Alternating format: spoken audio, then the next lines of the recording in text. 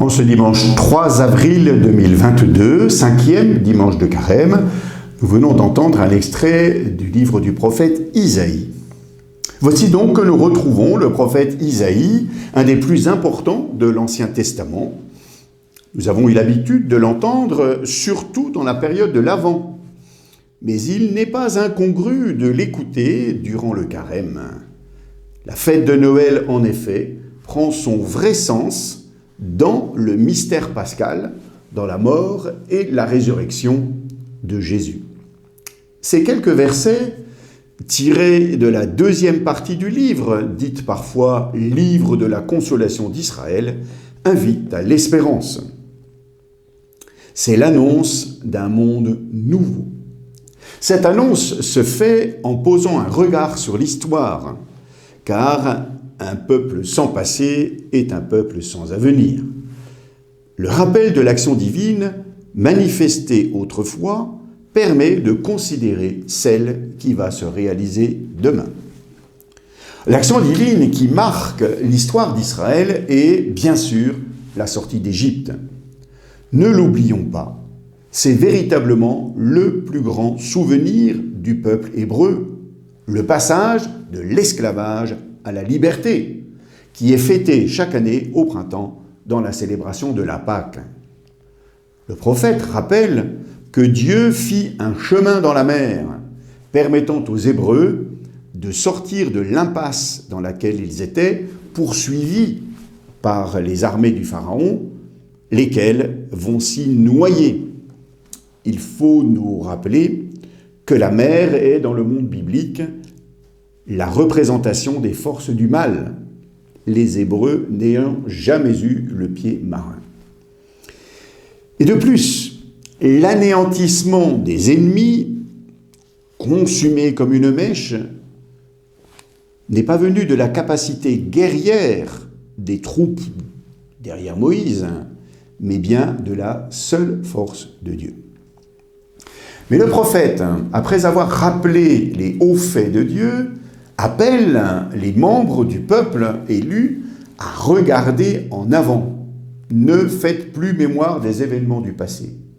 Il ne s'agit pas ici de faire du passé table rase, mais de ne pas rester dans une mélancolie improductive, du style « c'était mieux autrefois ». Dieu agit toujours.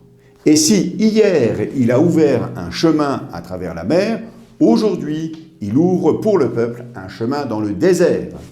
C'est le chemin du retour de ceux qui sont exilés à Babylone vers la Terre Sainte, vers Jérusalem. C'est un nouveau chemin qui ramène à la vie et à la liberté. C'est pourquoi coulent les eaux, dont même les bêtes sauvages se réjouissent, signe de vie. C'est pourquoi le peuple est invité à chanter la louange du Seigneur. Les promesses de Dieu ont leur réalisation dans le Christ Jésus. Comme le dit saint Paul, toutes les promesses de Dieu ont trouvé leur oui dans sa personne. Et nous voyons comment cette promesse d'une chose nouvelle qui germe déjà s'accomplit. Tout d'abord, le Christ ne cesse de rappeler l'œuvre de Dieu. Il redit la victoire du Père sur le mal, en luttant lui-même contre celui-ci.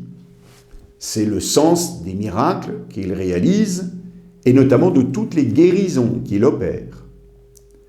Ainsi, dans la guérison de l'homme possédé par une légion de démons, ceux-ci sont envoyés dans un troupeau de porcs, animaux impurs, qui se jettent dans la mer, le lieu mauvais par excellence, comme jadis les Égyptiens, engloutis dans la mer Rouge.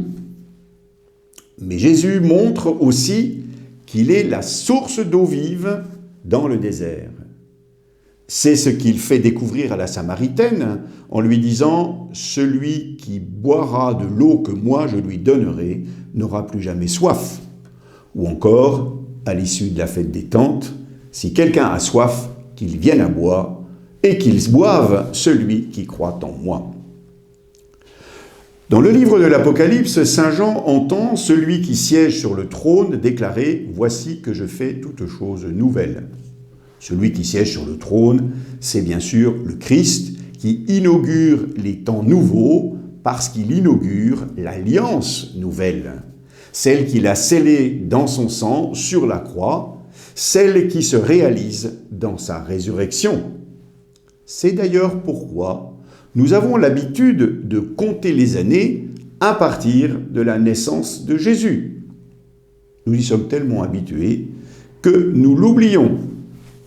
Et parce que les temps sont nouveaux, le Christ nous invite à l'action de grâce, à entrer dans la louange. Dans l'Évangile, nous le voyons à plusieurs reprises remercier le Père. La prière qu'il nous donne commence par cet appel « Que ton nom soit sanctifié » et toute sa vie est offerte à la gloire du Père. Durant le carême, nous voulons donc prendre conscience de ces temps nouveaux ouverts par le Christ il y a 2000 ans et qui chaque jour se renouvellent. Oui, chaque matin est un nouveau jour où Dieu fait merveille. C'est pourquoi la prière de l'Église, chantée le matin, s'appelle laude, c'est-à-dire louange, et que la prière fondamentale, qu'est la messe, est appelée Eucharistie, c'est-à-dire merci. En question pour notre rencontre, que vivons-nous chaque jour qui soit nouveau sous le regard de Dieu ? Bonne discussion.